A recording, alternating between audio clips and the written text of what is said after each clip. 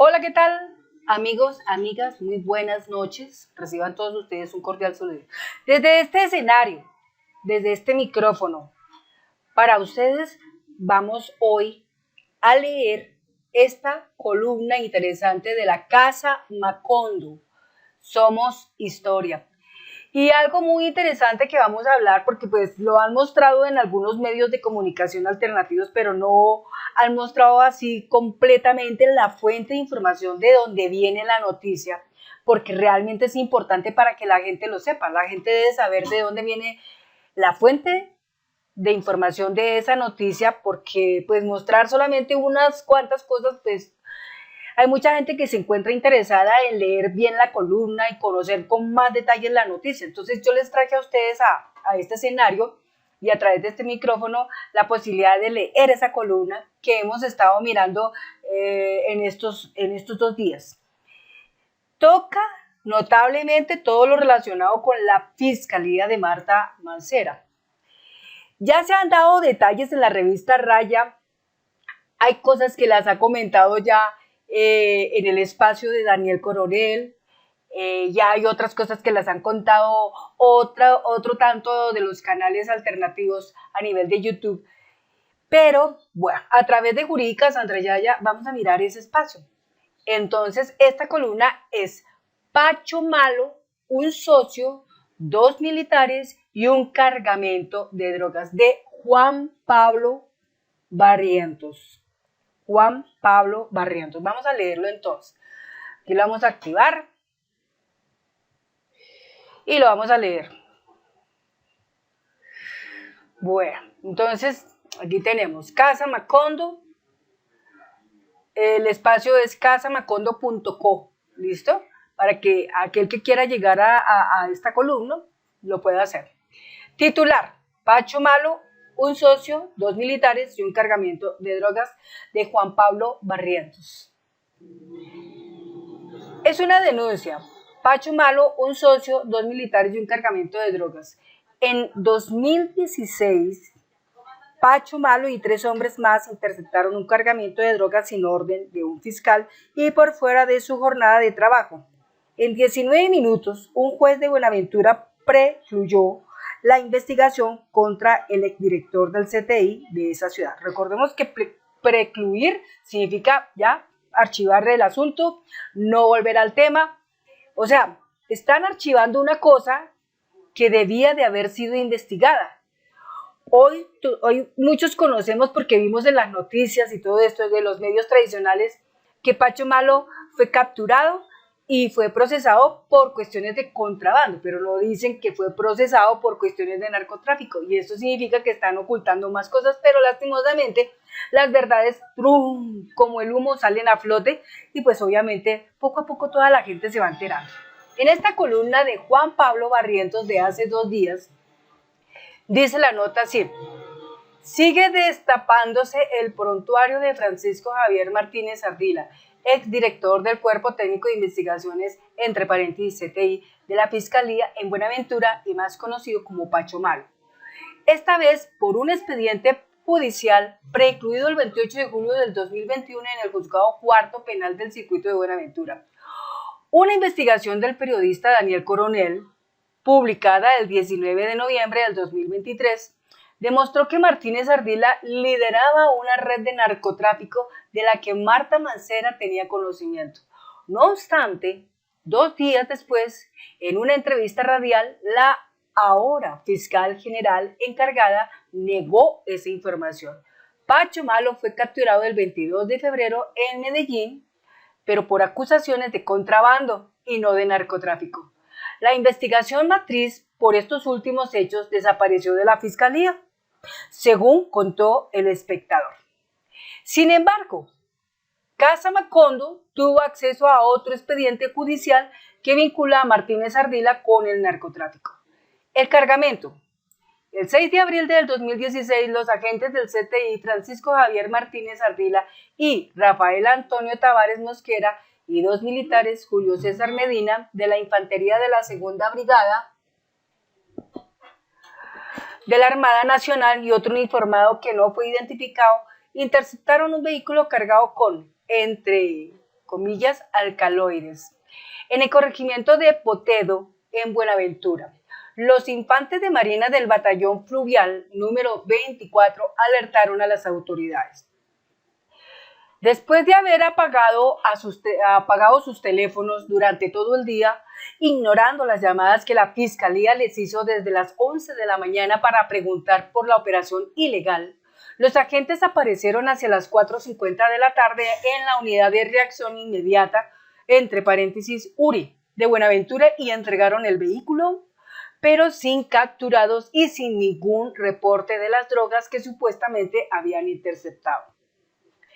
Solo el 22 de septiembre del 2016, casi 6 meses después, la Fiscalía inició las indagaciones contra los 3 hombres plenamente identificados por abuso de una función pública, pues habían adelantado este procedimiento un día que no estaban laborando sin informarles a sus superiores, sin una orden de trabajo ni una orden de un fiscal. En su defensa, Martínez y Tavares argumentaron que se trató de una situación, entre comillas, que se salió de un momento a otro, cierra comillas, y que llamaron a Omar Bonilla, el jefe de investigaciones, pero que no había señal y no les contestó.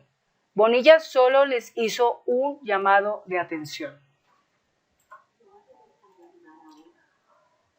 La fiscalía nunca investigó a los 4 hombres ni preguntó por el paradero de la droga interceptada el 6 de abril del 2016. La directora seccional de la Fiscalía en el Valle entre abril del 2014 y mayo del 2017 era Marta Mancera, hoy fiscal general encargada. Por el contrario, esperaron los 5 años que necesitaban para solicitar la preclusión, la cual pidieron el 28 de julio del 2021. Lo hizo el fiscal José Marino Bejarano García ante el juez cuarto penal del circuito de Buenaventura, Eder Arnoldo Guzmán Monroy, quien en 19 minutos despachó el caso y aceptó la petición del fiscal. El juez Guzmán fue condenado por el Tribunal Superior de Buga el 29 de marzo del 2023 por el delito de prevaricato por acción y en junio del 2023 fue destituido e inhabilitado por 10 años para ejercer como juez. Los 4 protagonistas. Francisco Javier Martínez Ardila trabajó 11 años en la Fiscalía hasta que el 24 de noviembre del 2023 cuando fue trasladado de Buenaventura a Ronaldillo y Sevilla en el Valle del Cauca, y 4 días más tarde a la seccional de la Fiscalía en Antioquia. Estos traslados se dieron justo después de que la prensa descubriera los nexos de Martínez con el narcotráfico y la protección de Marta Mancera, quien había sido informada de las actividades delictivas de la gente. Por cuenta de su traslado a Antioquia, Martínez interpuso una acción de tutela contra la Fiscalía, alegando que le fueron vulnerados sus derechos de la unión familiar y el mínimo vital, pues sus 4 hijos viven en Pereira, ciudad a la que puede viajar más fácilmente y con frecuencia desde Buenaventura, su anterior sitio de trabajo. Pero además informó que desde febrero del 2023 tiene problemas de salud, diagnóstico que refutó la Junta Médica de la Fiscalía argumentando que no se trataba de algo grave. Martínez perdió la tutela en primera instancia e impugnó y el Tribunal Superior de Bogotá confirmó la sentencia el 30 de enero del 2024. Los jueces coincidieron en que el agente debió haber acudido a la jurisdicción administrativa. 3 semanas después de esta decisión fue capturado en Medellín y trasladado a Pereira y enviado a prisión el 27 de febrero. Por su parte, Rafael Antonio Tavares Mosquera, el otro agente del CTI que interceptó el vehículo cargado de drogas, es socio de Pacho Malo, entre comillas, en la contaminación de buques a través de buzos en el puerto de Buenaventura, cierra comillas. Una práctica que consiste en cargar con cocaína los barcos que salen del puerto, según reveló la revista Raya. Casa Macondo está trabajando en la identificación del segundo militar involucrado en la interceptación del cargamento de droga y en averiguar el paradero de Julio César Medina. Contactamos a Francisco Martínez y Rafael Tavares, pero no han respondido.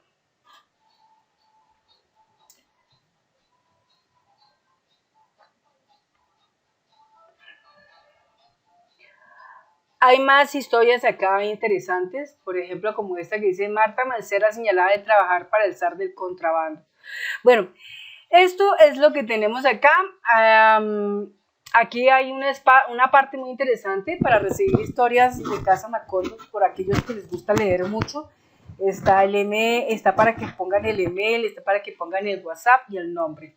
Bien, amigos, amigas, eso es todo. Espero que se hayan enterado a través de esta columna interesante sobre esta historia, que todavía aún no tiene final. Pero esperamos que el final de todo esto sea interesante, pero bueno, ya por lo menos nos estamos acercando al 7 de marzo para conocer en definitiva quién va a ser realmente la fiscal general de la nación. Que yo entre mis detalles pienso, a nivel de mi pensamiento, yo pienso que ya está, solamente falta es que la nombre, pero ya está la fiscal, que es la doctora Amelia Pérez, porque obtuvo 13 votos por parte de la Corte Suprema de Justicia el 22 de febrero. Y aunque ellos salgan a decir que necesitaba 16, no, eso no va a tener valor, porque sencillamente en estos días el periodista y reconocido Gonzalo Guillén ganó una petición que hizo y habrán con jueces y 7 magistrados que tienen familiares en la fiscalía quedan impedidos, aun cuando ellos votaron, pero sabían que estaban haciéndolo mal, pero votaron.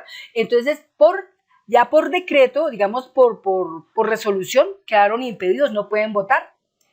Los que votarán ahí en ese momento serán con jueces, me imagino serán el reemplazo. Pero de todos modos, por la ley estatutaria de la Administración de Justicia, queda escrito en el artículo 54 que la doctora Amelia Pérez ya es oficialmente la nueva fiscal general de la nación, que solamente faltaría que se resolviera para ella ese el nombramiento, pero ya lo es. O sea, todos tenemos que ya desde este momento pensar que ya tenemos una fiscal y que esta fiscal con 67 años de edad va a trabajar titánicamente para enderezar impresionantemente este tronco tan torcido de la justicia en Colombia. Esperamos que tenga una enorme suerte, que Dios la ayude mucho, la ilumine, que siempre esté acompañándola en todo momento para que su gestión sea brillante y brote de ella mucho fruto bueno, en el sentido de que a muchas víctimas que en Colombia han sufrido pérdidas por los falsos positivos, por el paramilitarismo, por los desplazamientos forzosos, por la pérdida de las tierras, en fin, tantas cosas que han habido acá en este país, desapariciones, etcétera, etcétera. Muchas de esas personas todavía no tienen justicia, no hay todavía en ellos reparación, pero esperamos que pronto haya toda esa reparación, restitución y firmemente la no repetición de estos hechos tan terribles que fueron prácticamente un holocausto desde los periodos de Pastrana, luego de Uribe y el periodo de Duque. Son los periodos más terribles que ha tenido la historia de Colombia en todos nuestros tiempos. Y pues obviamente pronto veremos cómo asoma esa verdad, pronto veremos cómo todas esas tantas víctimas inocentes que cayeron, sus familias por fin tendrán esa reparación. Solamente nos basta contener la esperanza de que todo eso se dará. Que poco a poco ha sido muy difícil porque el gobierno del cambio tiene mucha, digamos, la oposición ha sido muy sucia. Ha operado de una manera muy, ¿cómo se puede decir esto? Malévola. Pero lamentablemente, así como siembran, así han recogido.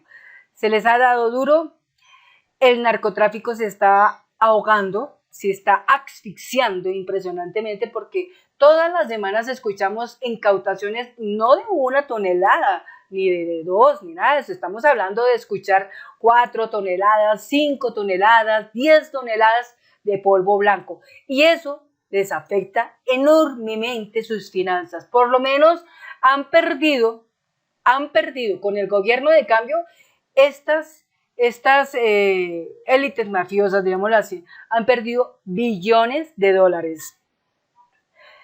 Billones de dólares, pero todos sabemos que esto hay que darle duro porque este gobierno es potencia de vida. Este gobierno merece que la gente esté bien. Este gobierno no está para andar en el cuento de la guerra, como lo afirman a veces personajes como Cabal, personajes como Francisco Santos, que solamente todo el tiempo tienen el chip metido en su cabeza porque es un cerebro de puro, ¿cómo se puede decir? Es un cerebro de acerrín. Solamente están pensando en guerra, guerra, guerra, nada más, ¿sí? Cuando obviamente que este país, por lo mismo tanto que ha sufrido, necesita es que prospere, que avance, que se mejoren las vías férreas, para que la gente se pueda desplazar de Bogotá hasta la costa, por ejemplo, en tren,